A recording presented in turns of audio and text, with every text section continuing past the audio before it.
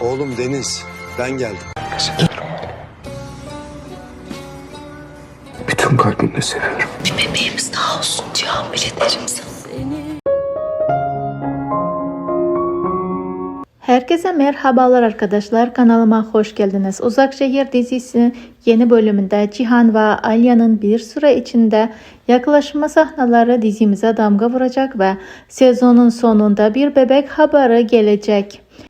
Sezon finalinde ya da 3. sezona fırtına gibi giriş yapması beklenen Meryem karakteri ise Cihan'la ilgili kısa vadede aklını çelecek. Çiftimiz en büyük darbeyi de Meryem'den yiyecek. Şimdilik erken bulanlar tabi. Boran karakterinin senaryosu baya hızlı işleniyor.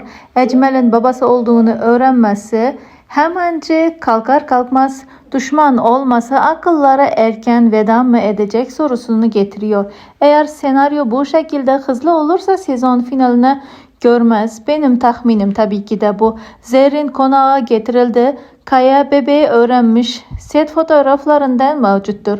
Boran'ın dizide ilk hamlesi Deniz üzerinden olacak. Deniz'i almak için Ecmel'le işbirliği yapacak ve ilerleyen bölümlerde Boran'ın da üzüleceği sahneleri izleyeceğiz. Peki arkadaşlar, sizce Deniz Boran'ı mı Cihan'ı mı seçecek? Fikirlerinizi yorumlar kısmında bizlerle paylaşmayı ve kanalımıza abone olmayı unutmayın.